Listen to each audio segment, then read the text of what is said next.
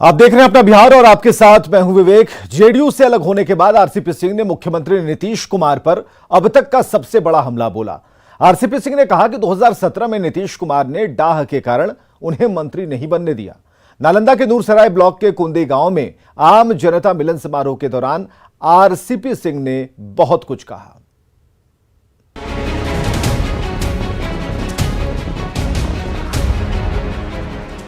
JDU से इस्तीफा देने के 15 दिन बाद आरसीपी सिंह ने नीतीश कुमार पर सबसे बड़ा हमला बोला। कहा कि डाह के कारण नीतीश कुमार ने उन्हें 2017 और 2019 में केंद्र में मंत्री नहीं बनने दिया। नाम मांगा था प्रधानमंत्री जी ने, पता है मुख्यमंत्री जी को, नाम किसी का नहीं दिया। काहे नहीं दिए? इनको लगा कोई मुख्यमंत्री बन जाएगा, मंत्री बन जाएगा तो मेरे बराबर हो जाएगा। ईर्ष्या जलन डाकर आरसीपी सिंह ने जेडीयू नेताओं की तरफ से उठाए जा रहे एक एक सवाल का जवाब दिया। सुन लीजिए, आप लोगों को पता होना चाहिए, आए तो ठोक के बोलिएगा। मैं झूठ नहीं बोलता हूँ जी, मेरा आदत ही नहीं है। वहां से नाम मांगा गया इनसे, मुख्यमंत्री जी से कि नाम दीजिए, एक्सपेंशन होना है मंत्रिमंडल का विस्तार। आरसीपी सिंह ने रोटी का उदाहरण देते हुए जेडीयू कार्यकर्ताओं से नीतीश कुमार को बदलने की नसीहत तक दे डाली। आप देखेंगे रोटी बनाने के लिए उलटते पलटते हैं तो रोटी अच्छी बनती है, खाते हैं।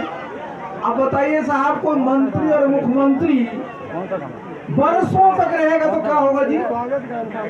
वही होगा जो आपकी सड़क का भी मैं देखता। नीतीश कुमार पर आरसीपी सिंह के सबसे बड़े हमले को जेडीयू के लिए बर्दाश्त करना भी मुश्किल है। बताइए साहब, कोई मंत्री और मुख्यमंत्री बरसों तक रहेगा तो क्या होगा जी? वही होगा जो आपकी सड़क का भी मैं देखते आ रहा हूं।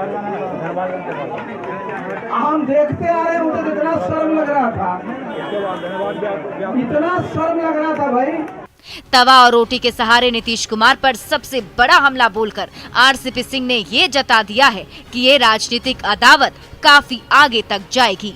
न्यूज़ 18 के लिए नालंदा से अभिषेक की रिपोर्ट।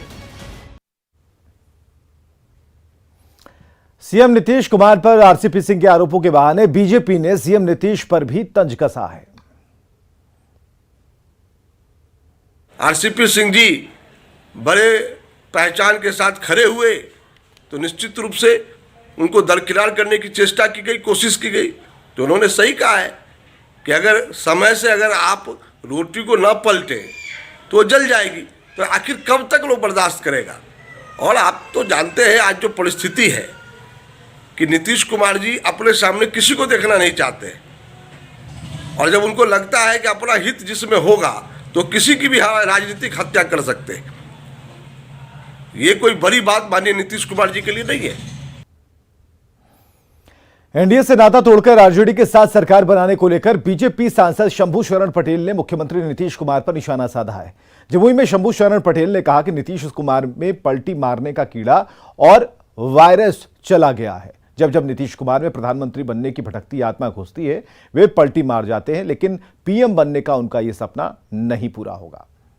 नीतीश जी एक्चुअली किसी का कीड़ा होता है, कीड़ा हिंदी व्यक्ति में वायरस घुस जाता है। नीतीश जी में पलटू राम का आत्मा घुस गया। प्रधानमंत्री बनने का जो भटकती आत्मा जो है उनके अंदर समाज, तो जब जब उनको प्रधानमंत्री बनने की लालसा होती है तब तक वो जो है वो पलटी मारते हैं। इसी तरह उन्होंने दागियों पर दंगल के बाद बिहार की सियासत का सेंसेक्स अभी संपत्ति पर चढ़ता नजर आ रहा है। कल आरजेडी कोटे के मंत्री रामानंद यादव ने सुशील मोदी की संपत्ति की जांच की बात कही और इसके बाद सुशील मोदी ने सरकार को खुला चैलेंज दे दिया। सुशील मोदी का बड़ा ऐलान। अपनी संपत्ति लालू को गिफ्ट करेंगे सुशील मोदी।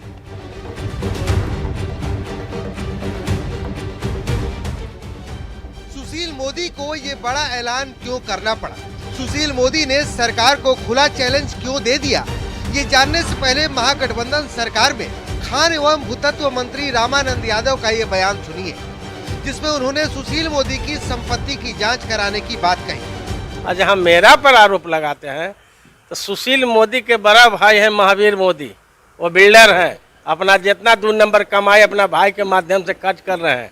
और लोधीपुर जो क्रिश्चियन का जमीन है वो विवादित जमीन था, एक पक्ष से लिखा, दूसरा पक्ष ने किसी कोर्ट से जीत गया। इस सारा को मैं जांच करूँ। और इनका समाज का केतान मार्केट बना है, वो भी विवादित है, वो भी हाई कोर्ट से हारा हुआ। ये दोनों पर जांच करावेंगे, जांच में आवेगा पब्लिक के सामने उसको हम लोग उद्भेदन करेंगे। पटना के जिस लोधीपुर और खेतान मार्केट की जमीन का रामानंद यादव ने हवाला दिया, उसे लेकर सुशील मोदी ने खुला चैलेंज करते हुए ट्वीट किया।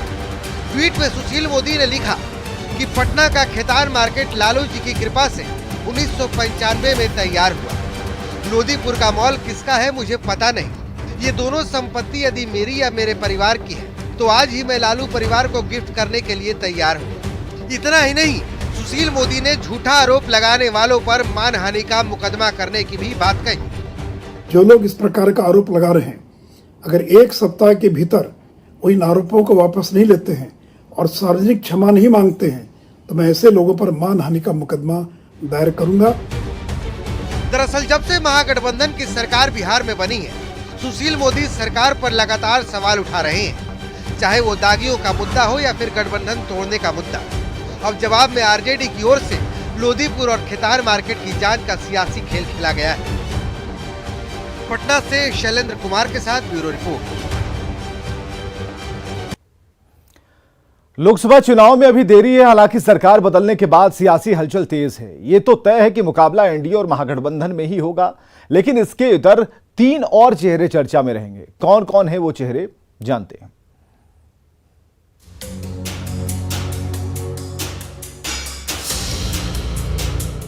बिहार में सरकार बदलने के बाद से सियासी पारा हाई है।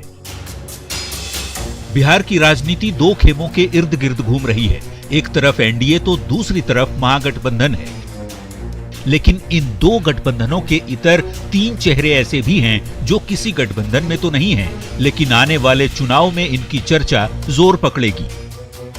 ये 3 चेहरे हैं जेडीयू के पूर्व अध्यक्ष और पूर्व केंद्रीय मंत्री आरसीपी सिंह, एलजेपी रामविलास के राष्ट्रीय अध्यक्ष चिराग पासवान और चुनावी रणनीतिकार से आगे बढ़कर बिहार में राजनीतिक जमीन तलाश रहे प्रशांत किशोर।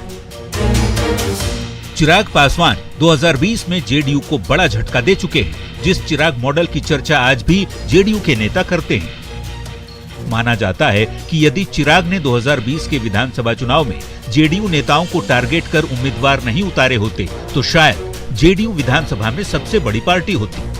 जो पिछले 2020 के चुनाव में 6-6.5% वोट आया था, वो वोट बैंक पूरी तरह से इंटैक्ट है चिराग पासवान जी के साथ।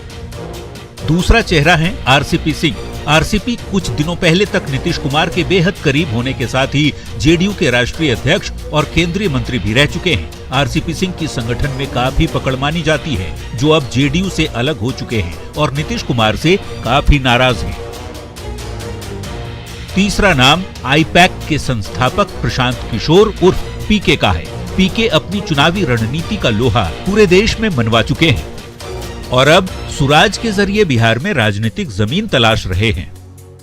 कहां पर हमको स्ट्राइक करना है, कहां पर हमको दबाना है, वो सारे नब्ज को वो जानते हैं। तो ऐसे में नीतीश कुमार के लिए ये निश्चित तौर पर 2024 और 2025 दोनों ही कठिन होने वाला है। हालांकि जेडीयू और आरजेडी के नेता नहीं मानते कि इन 3 चेहरों का आने वाले चुनाव पर कोई असर पड़ेगा, जबकि बीजेपी नेताओं का दावा है कि उनकी पार्टी अपने बलबूते पर चुनाव लड़ती है, जिसको साथ आना होगा वो आएगा।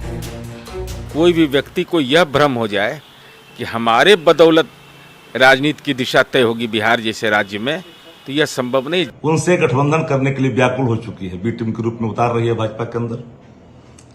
लेकिन बिहार की राजनीति नहीं, देश की राजनीति पर अब कोई असर पड़ने वाला नहीं है। भूमिकाएं जनता तय करती है, जनता का साथ और समर्थन जिसके साथ रहेगा वही पार्टियां आगे निकलेंगी। आज की तारीख में चिराग पासवान और आरसीपी सिंह मुख्यमंत्री नीतीश कुमार के घोर विरोधी हैं। प्रशांत किशोर भी अब नीतीश के कार्यकाल पर लगातार सवाल उठा रहे हैं। यानी इन तीनों से ज्यादा नुकसान तो नीतीश कुमार की पार्टी को ही होता हुआ दिख रहा है। लेकिन राजनीति में ऊंट कब किस करवट बैठ जाए कोई नहीं जानता।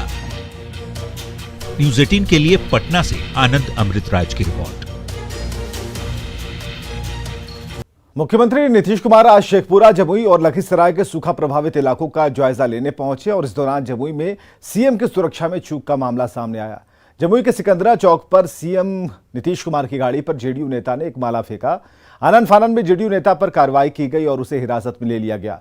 सीएम की गाड़ी पर माला फेंकने वाले का नाम अनुज कुमार सिंह बताया गया, जो जेडीयू खेल प्रकोष्ठ के जिलाध्यक्ष भी हैं। हालांकि बाद में सिकंदरा थाना पुलिस ने जेडीयू नेता को पीआर बॉन्ड पर छोड़ दिया। और मधुबनी से अगली खबर, जहां नेपाली नागरिक को गिरफ्तार किया गया है। मानव तस्करी के आरोप में गिरफ्तारी हुई है। नेपाल बॉर्डर पर एसएसपी जवानों की कार्रवाई में यह पकड़ा गया। 8 साल की बच्ची को मजदूरी के लिए नेपाल ले जा रहा था और बच्ची के पिता को भी गिरफ्तार किया गया है। हरलाखी के पिपरौन बॉर्डर की घटना है। बच्ची को चाइल्ड लाइन हेल्पलाइन को सौंप दिया गया है। वैशाली में कृष्ण जन्माष्टमी के मौके पर आयोजित मेले में 2 गुटों में विवाद में जमकर मारपीट हुई। घटना कटहरा ओपी के बखरी दुआ गांव की है, जहां एक दिन पहले मेले में चल रहे चित्रहार कार्यक्रम को लेकर 2 गुटों में विवाद हो गया। दोनों गुटों के बीच जमकर मारपीट हुई। 8 से 10 राउंड फायरिंग की खबर है और पुलिस ने मौके से आधा दर्जन खोखा भी बरामद किया है। मारपीट में एक दुकानदार घायल हो गया। घायल दुकानदार को इलाज के लिए महुआ के सरकारी अस्पताल में भर्ती कराया गया है। फारबिसगंज में नाबालिग बच्ची का अपहरण कर रेप का मामला सामने आया। घटना नरपतगंज प्रखंड के फुलकाहा थाने की है। खबर के मुताबिक बच्ची अन्य बच्चों के साथ घूम रही थी, तभी पिकअप सवार कुछ लोगों ने नाबालिग का अपहरण कर लिया। तब परिजनों ने बच्ची की तलाश की तो उन्हें बच्ची घायल स्थिति में मिली। पीड़ित के परिजनों ने मामले की जानकारी स्थानीय थाने को दी और इसके बाद पुलिस ने कार्रवाई करते हुए घटना में शामिल 2 आरोपियों को गिरफ्तार किया है। मेडिकल जांच में भी नाबालिग से दुष्कर्म की पुष्टि हो गई है। पटना जंक्शन के पास करोड़ों रुपए की लागत से बने मल्टी लेवल पार्किंग का अगले हफ्ते से पूरी तरीके से उपयोग होगा। पटना जंक्शन के पास लगने वाले ऑटो और बसों को हर हाल में यही पार्क अपनी गाड़ी को करना होगा। ऑटो इसी पार्किंग से खुलेंगे। पटना के डीएम चंद्रशेखर सिंह के नेतृत्व में अधिकारियों की एक टीम ने मल्टी लेवल पार्किंग का जायजा लिया। जाम की समस्या से निजात को लेकर डीएम ने आम लोगों से भी सहयोग करने की अपील की। पटना में पार्किंग की व्यवस्था नहीं होने की वजह से सड़कों पर जाम की स्थिति बनी रहती है। मल्टी लेवल पार्किंग का निर्माण भी करवाया गया था, लेकिन यह मल्टी लेवल पार्किंग का मकसद अधूरा है क्योंकि गाड़ियां अभी यहां नहीं लगती हैं। पटना के जिलाधिकारी और तमाम अधिकारी पहुंचे हैं, इसका जायजा ले रहे हैं। नगर निगम आयुक्त हैं, एसएसपी हैं कि किस तरीके से इसका उपयोग किया जाए। क्या पर्पज है अचानक आप लोग पहुंचे मल्टी लेवल पार्किंग बनी है लेकिन अंडर यूटिलाइज्ड है। बहुत दिनों से हम लोग देख रहे हैं। 4 मंजिला बनी है लेकिन मुश्किल से 1 मंजिल ही उपयोग हो पा रहा है। तो उसको देखते हुए हम लोग की क्या उसमें समस्या है और हम लोग और क्या करें कि अधिक से अधिक इसका उपयोग हो, उसी को लेकर के आज हम लोगों ने निरीक्षण किया है। इसका क्या रहा वर्कआउट करने के बाद? क्या वर्कआउट में ये रहा कि जो स्टेशन के सामने गोलंबर के पास जितना गाड़ियाँ, टेम्पो, बसें, सिटी बसें सब लगती हैं, उनको हम लोगों ने निर्णय लिया है कि इसी में हम लोग ले आएंगे और वन वे टाइप है कि सारी गाड़ियों को आप ले आते हैं। हाँ, बहुत ज़्यादा कैपेसिटी बहुत ज़्यादा है इसकी और एसोसिएशन से बात करके हम लोग टर्मिनेट यहीं हो, फिर यहाँ से निकलना है तो एक एक करके अपना निकलें। स्टेशन के सामने सवारी आम लोग बहुत जल्दीबाजी में होते हैं। हाँ, उनके लिए भी एक बड़ी समस्या होगी। ज़्यादा दूरी नहीं, मुश्किल से 100 मीटर की दूरी है। लोगों को भी सहयोग करने की जरूरत है क्योंकि जिला प्रशासन ने अगर ठान लिया है तो आने वाले दिनों में मल्टी लेवल जो पार्किंग है उसको यूटिलाइज किया जा सकेगा। संजय कुमार, न्यूज़ 18 पटना। बांका के प्रसिद्ध मधुसूदन मंदिर में वृंदावन नंदग्राम की तर्ज पर जन्माष्टमी पर भगवान मधुसूदन का दूध और दही की होली खेलकर अभिषेक हुआ। श्रद्धालुओं ने भगवान मधुसूदन को दूध दही से नहलाया और इस इलाके में दही कादो पर्व मनाने की परंपरा रही है। भगवान कृष्ण के जन्म के बाद नंद बाबा ने दही की होली खेली थी। उसी परंपरा का निर्वाह करते हुए यहाँ के लोग दही कदवा पर्व मनाते हैं।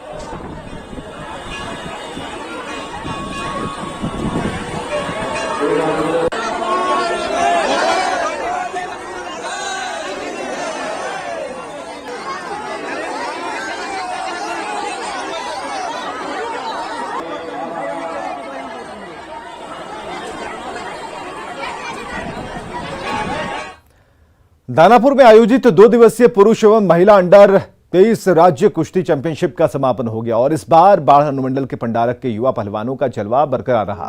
पुरुष श्रेणी की स्पर्धाओं में पंडारक के 2 युवा पहलवानों ने स्वर्ण और 2 पहलवानों ने रजत पदक जीता।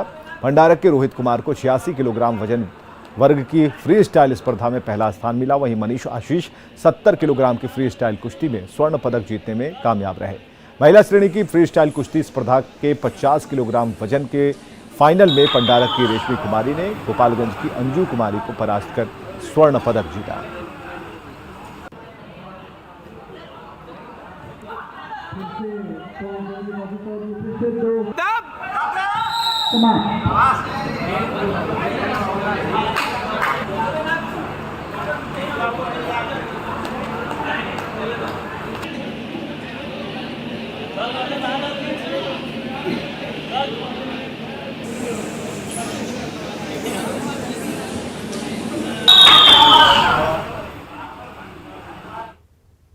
और आगे देखिए जोहार झारखंड।